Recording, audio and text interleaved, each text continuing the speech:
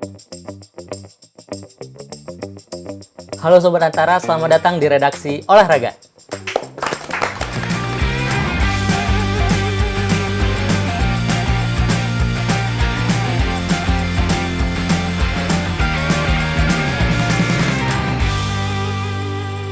Bertemu lagi sama saya Prada dan tentunya ditemani sama teman-teman dari Jurnalis Olahraga Antara, ada Rauf dan juga Fajar di sini. Dan yang spesial banget di hari ini, episode kali ini kita kedatangan bintang tamu, seorang atlet pereli dan juga konten kreator otomotif yang insya Allah sebentar lagi akan mengikuti ajang bergensi di dunia rally, yaitu Rally Dakar. Langsung aja kita sambut Mas Julian Johan.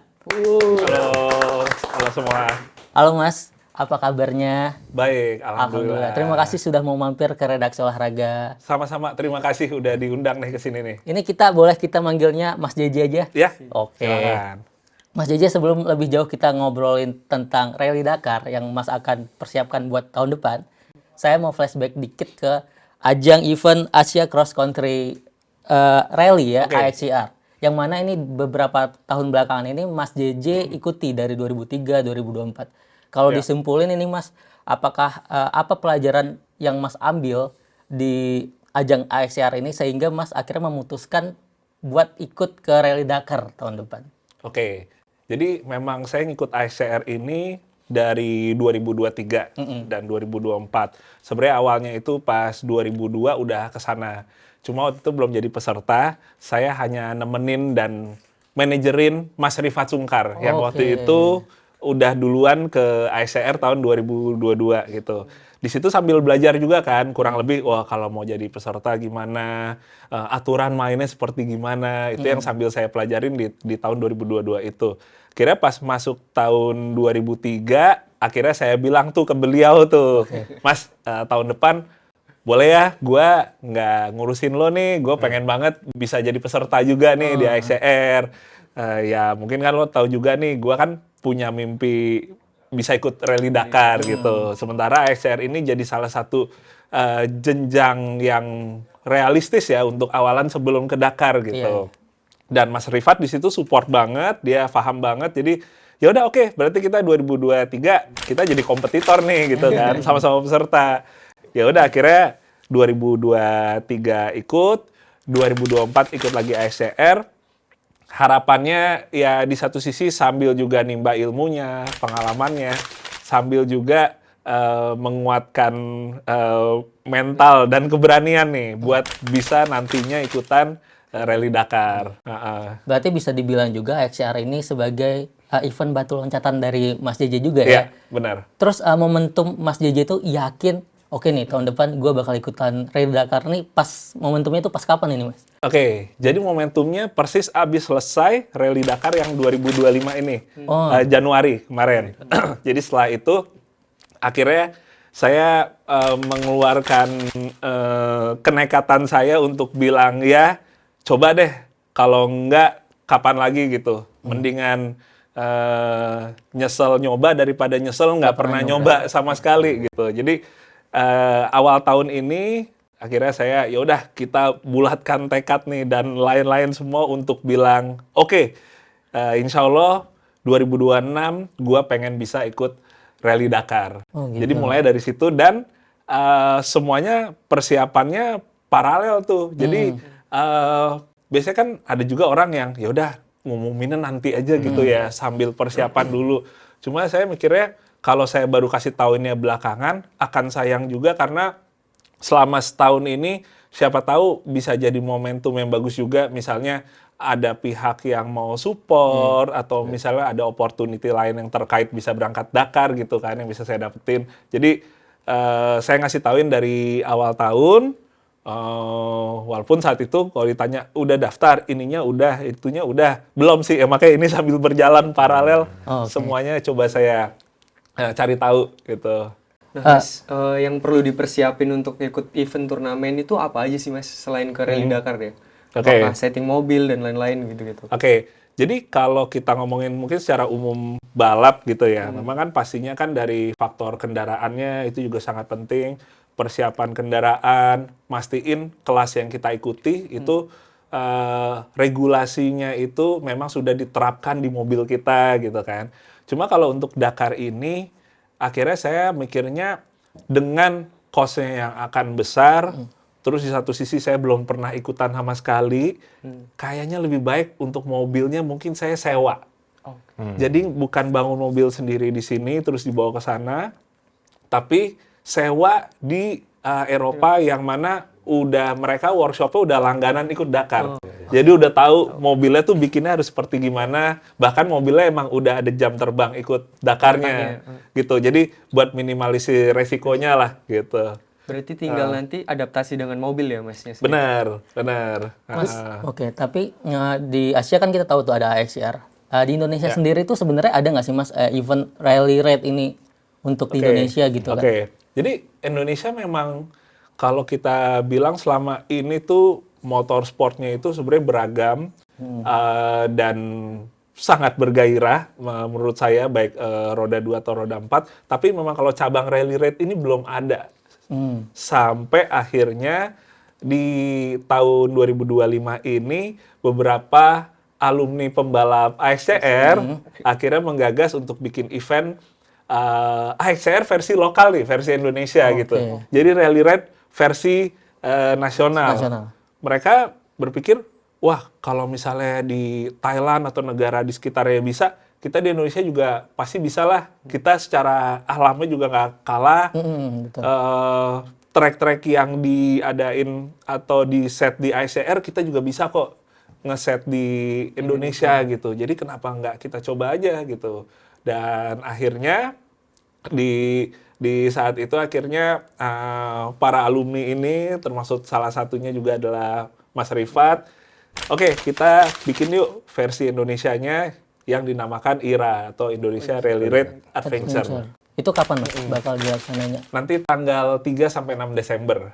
Akhir tahun ini Ya, ya? di Jawa Barat. Jadi juga untuk yang tahun pertama juga deket dulu aja. Jadi orang kalaupun masih sekedar mau pengen lihat dulu aja deh gitu, nggak terlalu jauh gitu. Tapi Mas Jiji, tadi kan kita mah sebelum direkam udah ngobrol dikit bedanya rally biasa sama rally raid itu. Boleh sedikit di spill dikit lagi Mas, apa sih buat teman-teman mungkin yang belum ngikutin ya?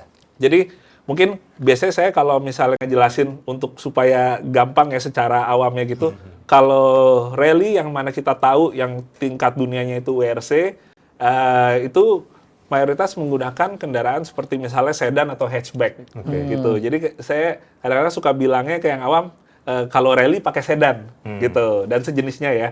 Kalau misalnya rally raid itu menggunakan kendaraan 4x4 nih, 4x4. mobil jeep gitu ya, mobil 4x4. Jadi sama-sama rally tapi mobilnya beda, sama secara tracknya dia juga beda. Jadi kalau misalnya rally itu kurang lebih jalurnya walaupun misalnya tanah, bebatuan, lumpur, tapi yang hitungannya masih bisa dilewatin sama mobil pendek, mobil sedan gitu. Tapi kalau rally raid, karena kita menggunakan mobil 4x4 gitu ya, mobil lebih tinggi, bannya juga lebih besar, tracknya itu juga lebih berat. Jadi ada yang kayak sampai nyebrang-nyebrang sungai, misalnya yang dalam, kubangan lumpurnya yang dalam-dalam, yang mana cuma bisa dilewatin pakai mobil jeep lah gitu, mobil 4x4. Sama yang terakhir yang beda, gameplaynya sedikit berbeda yang terkait dengan navigasinya. Oke, tadi Mas Jiji cerita ya, kalau di rally raid mungkin yang penting kita harus nyampe ke titik ini gitu kan. Mau lewat jalur A, lewat jalur B, lewat jalur C. Benar. Silahkan dipilih gitu kan. Jadi kalau misalnya rally, kita itu ada yang namanya survei. Jadi survei itu antara driver dengan co-driver, mereka melakukan survei kelintasan sambil co-drivernya itu nyatet. Oh ya, ini mau disebut apa? Oke, ini 100 meter, habis itu hati-hati, ada jumpingan misalnya gitu. Terus di depan kanan 3 itu ada angka-angkanya yang menunjukkan seberapa patahnya gitu si belokannya itu. Jadi jalurnya itu udah jelas yang dilalui kalau rally. Tapi kalau rally raid kita itu harus mencari jalur yang benar. Jadi sangat wajar kalau ada yang namanya nyasar. Iya. Jadi kayak misalnya si peserta ini udah finish belum gitu kan? Belum kayaknya mungkin nyasar kali ya. Kalau di rally nggak ada tuh pertanyaan kayak gitu. Langsung nanya, tadi finish waktunya berapa? Karena jalurnya udah pasti sama dan udah pasti orang nggak akan salah belok gitu. Kalau rally raid dengan jaraknya juga lebih panjang, kans buat kita nyasarnya juga lebih banyak. Iya. Jadinya kita tuh untuk finish aja tuh terkadang tuh udah jadi satu achievement gitu. Iya. Nah, Mas, yang IRA tadi menarik menurut saya di akhir tahun nanti. Itu Iya. kan perdana berarti kan di negara kita ini. Itu ada nggak sih Mas kategori yang mungkin kita nggak ikut lomba tapi cuma Oke. pengen ngikut lewatin alamnya buat pengalaman gitu, buat Oke. Buat Ya, gitu. ada Ada sih, nggak? ada. Kebetulan itu juga sama teman-teman panitia udah dipikirin. Jadi karena ini juga baru tahun pertama, nanti kan IRA mau diadain, mungkin juga ada calon peserta yang, aduh, kepengen coba ngeliat dulu deh tracknya kayak gimana, tapi gue belum punya mobil balapnya Nah, nih. iya. Jadi ada nih mobil 4x4 tapi ya standar aja gitu kan. Bisa nggak ikut? Nah, akhirnya panitia bikin ada satu kelas namanya kelas Overland, Rally Overland. Jadi mereka bisa menggunakan mobil standar ya, bukan mobil balap gitu, untuk nyobain jalur yang persis dilewatin sama peserta rally-nya IRA itu. Cuma dibedain aja. Jadi Waktunya kalau kali ya? jedanya itu dibikin malah beda sehari. Oh, gitu. Jadi kalau yang balapnya itu dia mulai startnya nanti di hari Kamis kalau nggak salah. Kalau yang kelas yang Overland ini di hari Jumatnya. Jadi ya nggak bakal ketemu lah di dalam. Berarti tetap ada peluang buat teman-teman buat mencoba lah. Ya Track-track ini ya. nyoba gitu, tapi nggak ikutan balapnya Iya, ya. iya. Bisa banget di kelas itu. Oke Mas Jeje, kita sekarang geser ke Dakar nih Mas Jeje. Kita tahu di event Rally Dakar ini udah banyak nama-nama pembalap sebelumnya. Ada Mas Tinton Suprapto, Dali Sofari, dan yang terakhir itu ada Kasih Hanggoro tahun 2011. Dan kali ini Mas Jeje ini bisa dibilang sebagai penerusnya mereka ini. Perasaannya gimana Mas Jeje? Rasanya sih bangga pastinya ya, bisa mungkin ya walaupun ini belum hari H ya, kita masih menuju ke situ, tapi sejauh ini senang sekali karena mereka nih para senior juga di dunia otomotif juga memang udah sangat legendaris sekali gitu kan. Tiba-tiba ada saya yang mau coba ikutan buat Dakar sambil juga melanjutkan mungkin kayak momentum yang sempat terputus dari Indonesia untuk menuju ke Dakar gitu. Harapannya ya dari sini mungkin bisa terus ada lagi peserta dari Indonesia, jadi bisa reguler gitu harapannya ke depannya. Nah, Mas JJ ngelihat sendiri kan ini terhitung sekitar 15 tahun ya terputusnya. Baru ke Mas JJ, dan Mas JJ sekarang juga as a influence. Itu apa sih Mas faktor yang menyebabkan bisanya terputus cukup lama itu Mas? Oke, jadi ini Rally Dakar itu memang semua orang tuh tahu gitu ya. Balap legendaris yang kayaknya minimal lo suka otomotif, lo suka balap, tahulah Rally Dakar ini gitu kan. Tapi memang ternyata Dakar ini tuh nggak cukup sekedar kita ada dana ya, ada modalnya gitu buat bisa ikut. Jujur menurut saya sebenarnya orang Indonesia juga kayaknya nggak sedikit yang sebenarnya bisa gitu buat berangkat ke sana dengan modal sendiri gitu.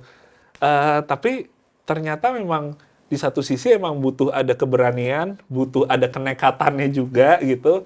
Karena secara kondisi geografisnya, secara jarak balapnya, secara durasi harinya, itu sangat panjang sekali. Jadi kayak kalaupun kita ada modalnya, kita masih mikir dulu nih faktor dari, wah ini kira-kira nih balapannya bisa nyampe 10.000 kilometer nih, bisa nggak nih?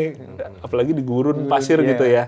Satu lokasi yang buat kita orang Indonesia tuh Suhunya beda-beda. iya nggak biasa Nggak gitu biasa, kan. iya. Jadi ternyata itu dia nggak hanya butuh modalnya aja, tapi ada Kenekatan itu. iya.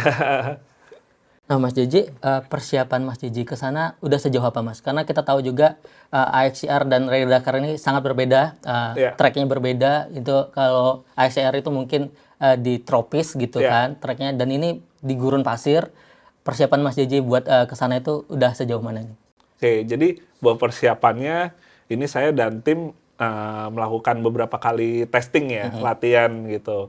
Testing yang pertama tuh di Indonesia kemarin bulan Agustus. Cuma balik lagi, kita di Indonesia mau nyari gurun pasir di mana gitu kan. Kalau nyari hutan gampang gitu kan. Nyari sawah gampang gitu. Tapi wah kalau gurun pasir di mana? Nah karena memang nggak ada yang benar-benar ideal untuk tahap awal latihan itu kemarin di Parangtritis. Jogja. Di sana ada gumuk pasir. Lumayan lah buat awalan latihan dulu, ngebiasain teknik nyetirnya di pasir itu seperti gimana. Jadi kemarin pertama itu di Parangtritis dulu. Terus kemarin yang kedua juga baru aja selesai bulan September ini, itu langsung jauh pindahnya ke Gurun Sahara di Afrika Utara sana. Jadi kalau di sana baru sih sebenarnya dapat latihan yang idealnya, soalnya nanti tracknya pas Dakar akan ya 100% kayak gitu, kayak gitu.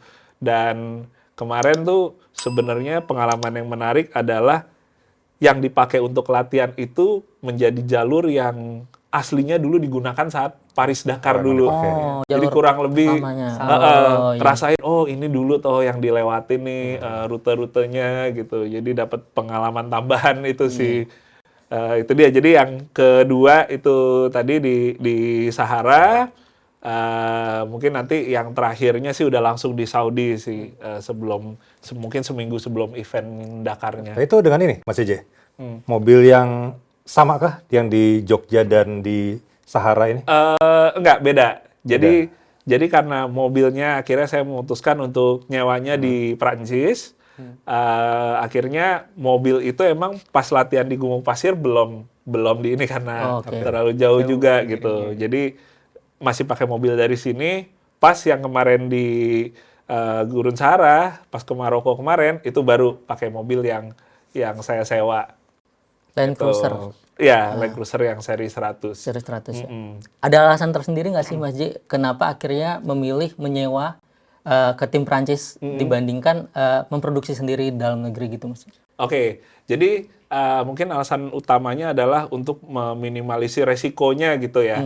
Jadi jangan sampai kita udah bangun jauh-jauh di Indonesia dan kita belum ada pengalaman sama sekali untuk membangun sebuah mobil buat Dakar gitu ya. Kita udah kirim jauh-jauh ke event Dakarnya, ternyata dari mungkin pas proses scrutineering ya, pemeriksaan oleh panitia, wah ininya nggak lolos nih, ininya nggak sesuai ada peluang regulasi, itu ya, jadi gitu. Itu bisa aja terjadi. Atau nggak mungkin bisa jadi, oh iya lolos semua sesuai persyaratan. Tapi pas kita udah mulai ikut Dakar, baru hari pertama ternyata ada hal sepele yang kita tahu, oh ternyata bikin mobil Dakar tuh ininya harus digimanain nih. Tuh kan akhirnya kita baru sehari udah ada trouble gitu kan. Lebih minimalisir itu sih. Dan saya kemarin tuh ada lihat juga Mas J, video Mas JJ waktu latihan di Parangtritis di Gumuk Pasir itu, Mas JJ udah nyepil bahwa co-driver kali ini buat Rally Dakar itu nggak pakai Mas Reki lagi. Dimana Mas Reki ini kan sebenarnya udah jadi partner lama ya sama Mas JJ. Ada alasan tersendiri Mas JJ kenapa akhirnya pisah ranjang nih sama Mas Reki gitu? Jadi ya saya dengan Reki ini udah lama banget dari zaman kuliah kan. Kita istilahnya ya main bareng, udah bener-bener kayak nyatu banget gitu kan. Sampai ICR pun juga tetap sama Reki gitu. Tapi buat Dakar ini akhirnya dengan berbagai pertimbangan akhirnya memutuskan untuk oke, Rek, lo nggak apa-apa berarti ya buat Dakar ini gue nggak ngajak lo dulu nih gitu kan. Karena Dakar benar-benar gameplay yang berbeda di geografis yang kita juga benar-benar masih awam gitu kan. Sementara peran co-driver sangat penting banget juga untuk bisa kayak ngarahin driver, misalnya kita lagi melintas gurun pasir terus oh ya nih lewatnya harus nyerong gini nih gini gitunya ya. Jadi butuh buat sama co-driver yang udah pengalaman gitu untuk ikutan di Dakar ini. Makanya akhirnya ya Reki juga dia tetap support sih, tetap oh nggak apa-apa. Oh sempat saja nggak di blok ya? Oh nggak, aman. Masih bisa diajak nongkrong berarti Mas? Masih bisa diajak nongkrong, masih aman. Dan kemarin juga Mas JJ di Monaco itu, di Gurun Sahara itu udah pakai co-driver yang bakal nemenin Mas JJ di Rally Dakar. Itu Mas Matthew dari Prancis. Benar. Apa akhirnya alasan Mas JJ memilih dia buat jadi co-driver? Kan banyak banyak hal kan. Rally Dakar ini panjang. Kalau nggak akrab kan agak susah juga ya Mas. Benar, benar. Jadi lucunya sih sebenarnya gini. Matthew ini, Mas Matthew Mas ini, Matthew.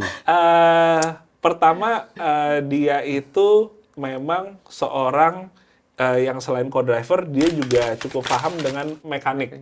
Jadi kayak misalnya sebuah Land Cruiser gitu, dia tuh udah lumayan kelotokan gitu untuk bongkar ini, ngebenerin ini itu. Dan itu jadi satu skill yang sangat poin plus sekali gitu. Karena amit-amit kalau kita kejadian di tengah gurun, nggak ada apa-apa, terus wah ininya kenapa nih harus dibenerin dulu, ini apa gitu. Dengan adanya dia, insya Allah sih akan cukup terbantukan untuk bisa bareng-bareng ngebenerin mobilnya gitu. Tapi di luar itu ada satu faktor lagi yang saya lihat justru karena saya nonton di YouTube.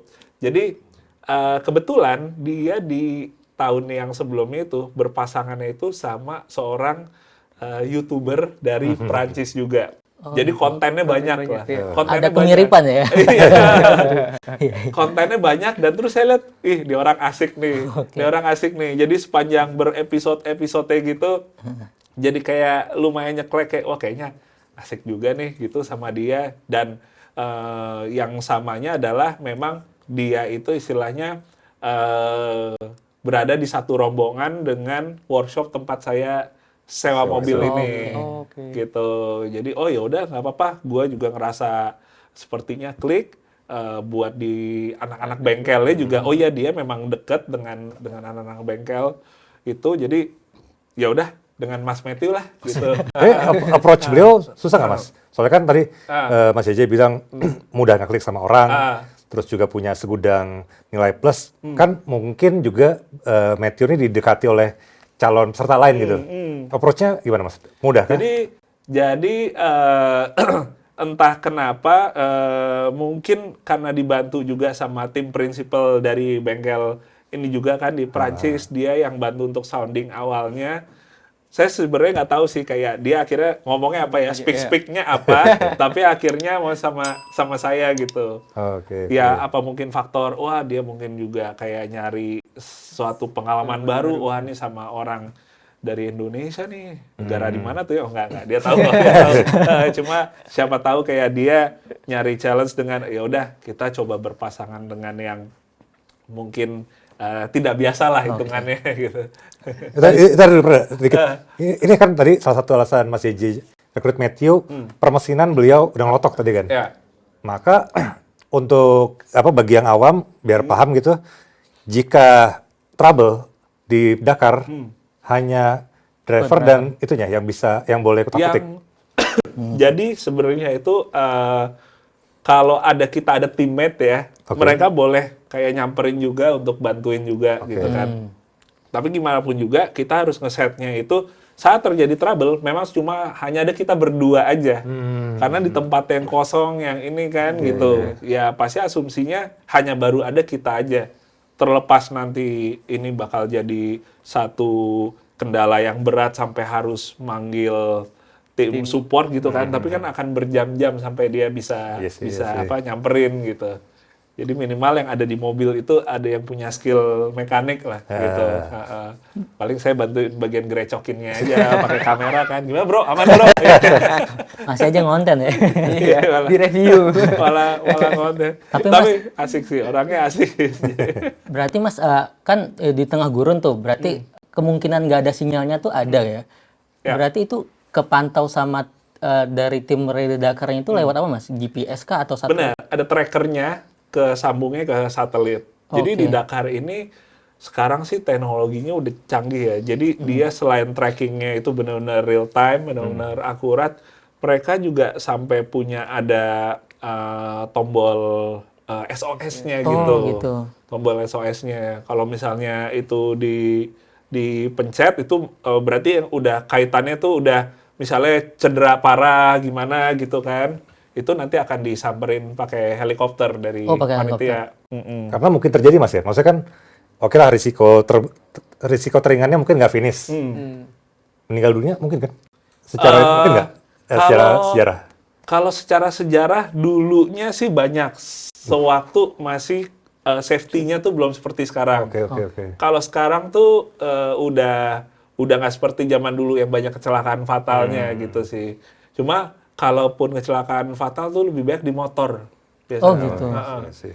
Di motor kan kita nggak ada, benar-benar nggak ada ini Jatuh apa-apa, langsung, iya. mental nih apa, emang motor sih gokil. Mas J kemarin udah latihan nih sama Mas Matthew, ada semingguan apa 2 minggu itu Mas J kemarin? 5 hari. 5 hari. Nah, itu gimana Mas J? Udah beneran klikkah di jalan atau ada hal-hal baru yang akhirnya Mas J bisa pelajari waktu pas latihan bareng sama Mas Matthew? Oke, jadi kemarin itu kita latihannya itu selama beberapa hari itu dibagi. Jadi ada yang misalnya kita latihan untuk teknik nyetirnya dulu nih, terus ada latihan untuk gimana kita bernavigasinya gitu, sambil nyamain suara antara driver dengan co-driver. Karena kan ada istilahnya juga yang kalau saya selama ini di ICR tuh nggak kepake gitu ya. Misalnya keterangan tentang kayak yang kaitannya dengan medan gurun pasir. Kalau di ini kan di ICR paling kan keterangan-keterangan di bukunya itu roadbooknya kaitannya dengan sawah, dengan hutan gitu. Jadi ada kayak istilahnya simbol-simbol atau istilah-istilah baru nih. Kalau ini ini maksudnya ini, kayak saya kasih tahu misalnya kayak 100 gitu kan, 100 meter, caution, hati-hati, ada wadi gitu kan. Wadi apa? Kayak pernah dengar tuh bahasa Arab. Oh ternyata itu kali kecil, gitu, kali kering gitu. Itu kan nggak ada selama di ICR. Jadi istilah-istilah baru itu yang coba diklopin kemarin gitu. Dan kemarin itu walaupun 5 hari gitu ya, tapi karena mereka coba bikin jaraknya panjang kayak lagi Dakar, jadi kurang lebih jadi bisa ngerasain juga sih, berarti porsi seperti ini ya gitu. Dan ternyata ya capek. Nah, Mas, balapan di gurun tuh yang menuntut tuh apa, Mas? Kesulitannya? Apakah harus punya endurance yang lebih atau gimana? Ya, benar. Yang kaitan sama endurance benar-benar penting banget sih. Jadi karena sehari itu kita bisa 500 km. Kalau 500 km tol aja sih mending ya, enak ya, tinggal gasnya lurus kan. Nah, ini kan gurun-gurun pasir gitu. Cuma selain itu juga suhunya kan, suhunya yang panas. Sama satu lagi ternyata kemarin saya menemukan satu challenge-nya itu adalah sebenarnya membiasakan nyetir di pasir. Jadi tekniknya udah beda lagi kayak kita nyetir di tanah ya, di lumpur gitu. Jadi ya satu hal baru lagi buat saya pelajarin lagi. Dan itu dia, untung Mas Matthew tuh bisa ngarahin. Jadi kalau gini nih ngambilnya harus diserong nih. Misalnya kita ke puncak gurunnya, ngambilnya harus diserong. Jangan digini, kalau gini bisa nyangkut misalnya atau gimana gitu. Berarti ada ini Mas ya, jenis-jenis tekstur pasirnya juga beda-beda ya di gurun itu ya? Jadi kita selain kayak ngelihat kayak warna pasir sama arah anginnya. Oh gitu. Ya, bukit yang kena dari sisi arah angin itu akan lebih keras daripada sisi sebaliknya. Gitu. Bentukannya juga udah beda tuh teksturnya. Jadi kemarin belajar kayak gitu, terus ngasih tauin lagi kalau misalnya mau nyari permukaan yang padat, cari juga yang ada jejak onta. Oh gitu. Karena onta dia milih jalurnya tuh yang padat. Tapi kelihatan Mas di mobil tuh, jejak onta itu? Kelihatan. Ngeliatnya kita jejak onta atau kotoran onta. Gitu. Awalnya saya kira kayak bercanda, wah ini si Mas Matthew bercanda. Ternyata emang benar. Jadi di bagian yang dia itu cuma mau istilahnya BAB-nya di bagian yang padat aja gitu. Ya emang jadi ngelindes sih ya, tapi ya udah. Gimana lagi? Iya, gitu. Ya itu jadi satu ini yang menarik sih. Ban yang digunakannya juga dari awal udah ditentukan Mas ya, biar bisa nge-grip pasir itu sendiri ya? Ya, yang lebih penting sih sebenarnya adalah tekanan angin. Tekanan anginnya. Jadi tekanan angin kita nyetir di pasir tuh benar-benar tekanan angin tuh harus rendah banget. Biar dia ada traksinya gitu. Itu sih yang penting. Berarti sering juga orang-orang terjerembab gitu ya, Mas? Kalau nggak memperhatikan simbol-simbol itu. Benar. Jadi yang udah pengalaman pun juga nggak menutup kemungkinan ada nyangkutnya juga sih gitu. Tapi satu hal yang menarik yang saya lihat di Dakar, benar-benar kayak kesetiakawanannya tinggi nih. Jadi antara peserta, misalnya ada yang ngeliatin nyangkut, dia akan nyamperin tuh buat lo mau nggak gue tarikin gitu kan. Itu udah jadi satu hal yang normal. gitu. Tapi ada perjanjian di belakang nggak? Ntar tapi lu bayarin gue. Kali aja ada. Tapi di sana ntar gue yang bayar gitu. Tapi selama 5 hari itu udah ada jokes Perancis yang masuk nggak, Mas? Nah, itu sebenarnya udah, tapi ngomongnya susah. Iya Jadi sih, akhirnya iya sih. lebih banyak saya nyampein jokes di Indonesia tuh kayak gimana? Iya, ke Matthew. Tapi masuk ya? Masuk ya. Dia mungkin kayak juga agak susah sih kali ya. Ngucapin. Iya, tetap nggak biasa juga, tapi ya. Oke Mas J, kalau boleh tahu Mas J di Rally Dakar ini masuk di kategori apa nih Mas? Klasik kah atau apa? Ya, di klasik. Jadi klasik ini adalah salah satu kelas baru 5 tahun, di mana untuk peserta dengan mobil tahun 2005 ke bawah. Oh, Jadi gitu. mobil-mobil yang lama gitu. Oke. Berarti di atas Mobil itu yang nggak old boleh? school. Nggak boleh. Oh, oke. Kenapa saya pilih kelas ini? Pertama karena biaya pendaftarannya lebih murah. Jadi kayaknya cukup realistis untuk pertama kali ikut Dakar, ikutnya di Dakar Klasik deh gitu. Oke. Tapi alasan nomor 2, kelas ini ternyata jadi yang paling rame nih. Karena mungkin mobilnya kan banyak mobil-mobil yang legendaris gitu ya. Mobil zaman dulu yang boleh dibilang ya ini nih era Paris Dakar ini nih yang topnya. Itu mobil pada ikutan lagi tuh semua Oke. tuh. Jadi nilai nostalgia ininya tuh ini banget gitu. Akhirnya jadi rame kelasnya sekarang. Berapa ini sih Mas yang se-update Mas JJ itu peserta di kelas Mas JJ? Kira-kira? Kalau yang buat nanti tahun depan belum tahu, tapi Oke. yang tahun-tahun sebelumnya tuh 120 mobil, 130 gitu. Mas J, yang saya tahu juga kalau nggak salah kategori klasik ini kan dulu tuh masih pakai roadbook ya. Dan di era sekarang yang udah kemajuan teknologi ini, apakah roadbook itu masih digunakan di kelas ini nanti? Ya. Ataukah ada pembaruan dengan teknologi-teknologi yang dipakai di mobilnya? Oke, jadi kita kalau ngomongin roadbooknya itu ya, buku tulipnya itu, memang di klasik itu modelnya masih pakai buku. Karena kalau di kelas yang modern, dia udah modelnya digital, di tablet gitu. Dan itu sepertinya sih tetap dipertahankan sih Di klasik untuk ini ya? kayak Nuansanya untuk itu. kayak iya biar lebih period correct gitu. Tetap pakai buku. Nah, Gitu. tadi Mas J juga udah ada bilang bahwa kategori klasik ini pendaftarannya lebih murah. Ya. Ngomongin berarti keuangan nih Mas J. Ya. Support dukungan dari sponsor adakah sejauh ini dari mana aja, dan apakah federasi atau pemerintah udah ngebantu Mas J sejauh ini? Oke, pertama mungkin yang kaitannya dengan pemerintah dalam hal ini sih melalui IMI ya. Oh, IMI. Ikatan Motor Indonesia memang sudah ada pembicaraannya. Nanti tinggal kita ngelanjutin lagi ke audiensi juga karena sekarang IMI ini baru punya ketua umum baru, Mas Moreno Suprapto, yang mana ayahnya itu adalah yang pertama kali ikut Dakar juga, Pak Tinton. Jadi pas banget juga. Kepengen juga nanti ketemu sekalian juga ya sharing-sharing juga seperti itu gitu. Jadi itu yang kalau kaitannya dengan pemerintah. Kalau yang lain sih rata-rata adalah sponsor saya yang memang udah dari tahun-tahun sebelumnya ikut support di ICR misalnya. Syukur mereka berlanjut lagi support ke Dakar ini. Cuma memang kaget aja sih ya karena waktu saya awal kasih tahu itu mereka mikirnya kirain berikutnya mau ASCR lagi nih Mas gitu kan. Ternyata ke Dakar gitu. Naik level. Iya, naik level. Maksudnya ya kita seneng gitu. Kita pada seneng. Cuma kaget aja gitu. Nggak nyangka tiba-tiba pergerakannya tiba-tiba ke Dakar gitu. Naik gitu ya. Iya, kurang lebih kayak gitu. Tapi sejauh ini udah banyak dapat support Mas ya dari Untuk overallnya sih sambil juga masih mencari lagi sih. Masih Tapi mencari. mungkin sekarang udah BUMN belum masuk, 85% kali ya. BUMN belum ada masuk? BUMN belum. Ya tolong lah ya. Ya, tolong lah. Kelas dunia ini. Nah Mas J, Ya. selain tadi permobilan yang disiapkan, tentu mental Mas J juga disiapkan buat ini kan, karena eventnya ini tadi ribuan, ratusan kilometer gitu kan. Secara mental ini Mas J gimana Mas mempersiapkan itu? Apakah Mas J ada ngelakukan olahraga lain gitu buat fisik juga? Oke. Jadi kalau misalnya yang terkait dengan fisik ya olahraga sih ya yang udah pasti. Yang kaitannya sebenarnya sih dengan kardio sih.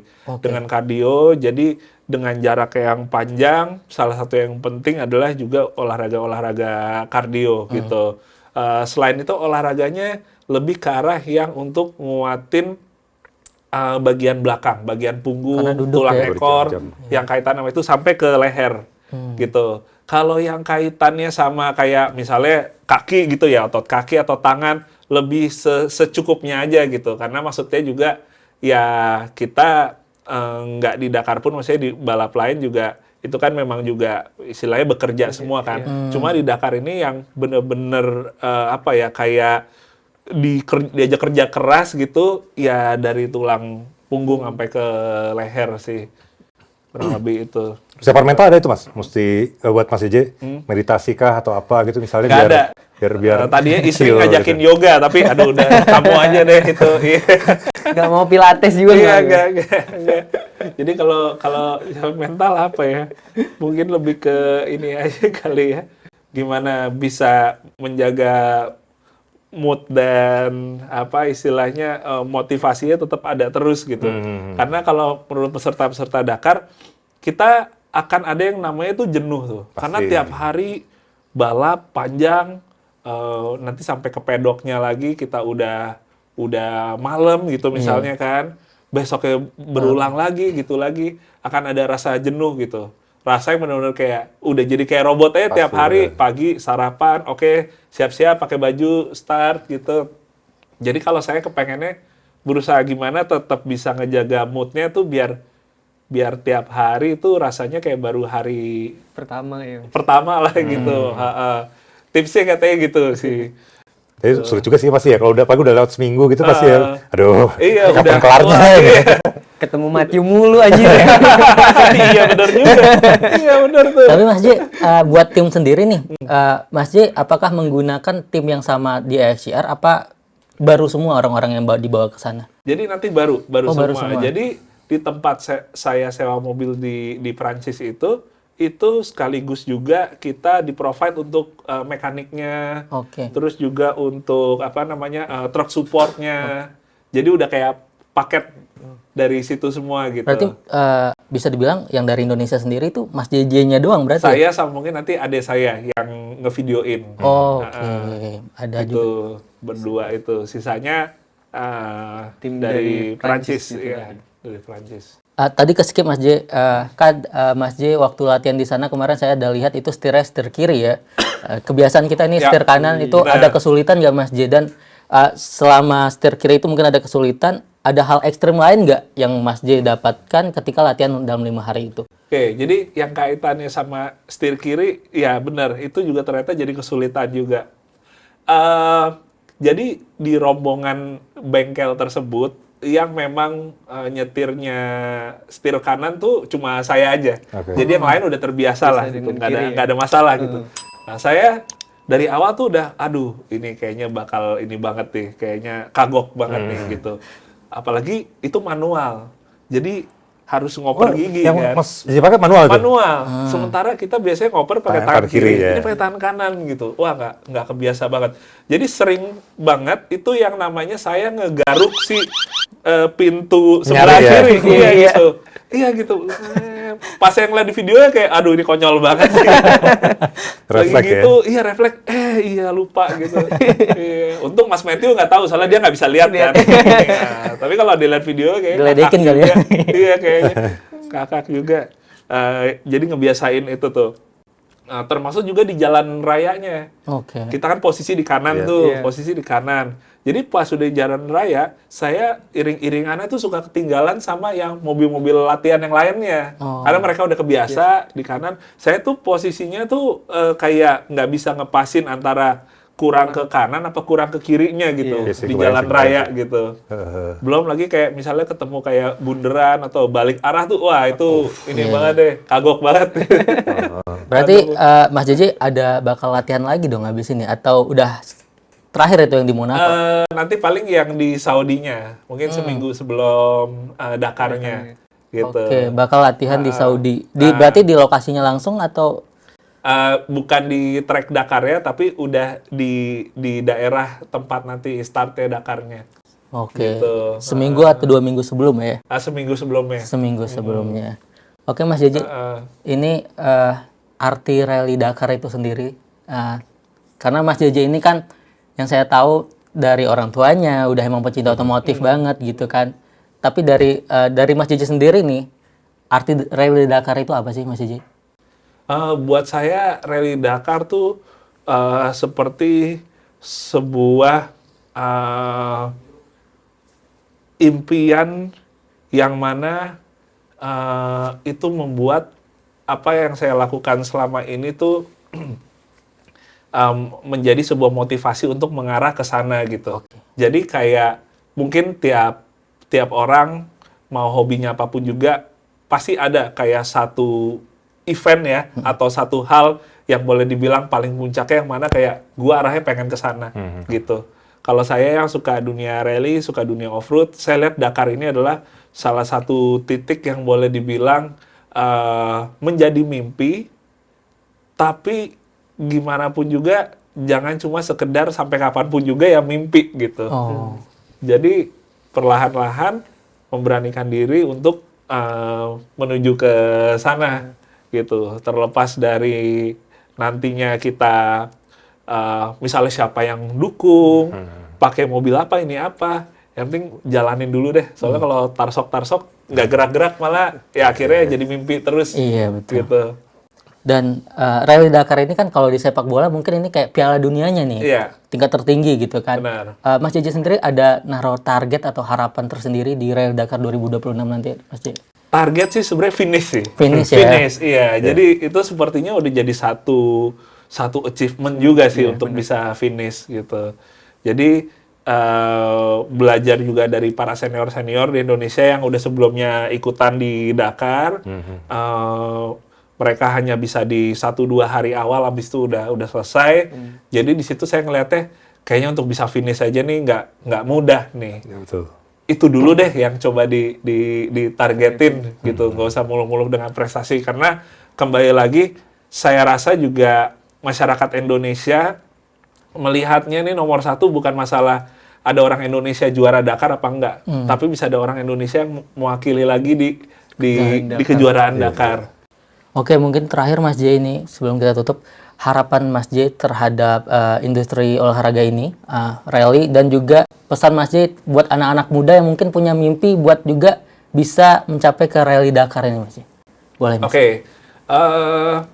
Sejauh ini saya lihat sih mungkin otomotif ya di Indonesia gitu, olahraga otomotif gitu, memang ada kalanya kita mengalami fase naik turunnya, mau apapun itu juga cabangnya. Tapi buat saya sih sebenarnya yang terpenting sih dari masing-masing kita tuh gimana bisa tetap konsisten di dunia itu, sekaliapun ini lagi ada di fase yang lagi nggak rame nih kejuaraannya, atau lagi kenapapun juga itu juga. Pengalaman saya di dunia off-road atau rally, itu saya mencoba untuk kayak nggak latah dan tetap fokus di sini karena saya tahu cintanya di sini gitu. Jadi nggak terus tiba-tiba, oh lo kok udah nggak pernah ini lagi sih, off-road udah nggak aktif rally lagi sih, kayaknya padel mulu lo sekarang misalnya gitu kan. Gitu. Nggak, saya ya udah tetap di dunia itu aja, karena minimal kalau saya punya ada satu goal gitu yang pengen saya tuju ke sana. Jadi terlepas dari lagi tersendat atau enggak, ya udah arahnya udah dilempengin ke sana aja gitu. Itu sepertinya kalau kita lakukan hal itu, kita akan jauh lebih bisa menikmati apapun juga cabang olahraga yang kita ikutin gitu ya. Dan buat anak-anak mudanya, ya memang jangan pernah berhenti bermimpi, karena memang pasti nanti kita juga nggak akan tahu akan ada jalannya, kansnya, walaupun itu mungkin hanya kecil, tapi kalau arahnya intinya untuk bergeser maju lagi, OTW ke arah mimpi kita, ya kenapa enggak gitu, kita coba dari itu dulu gitu.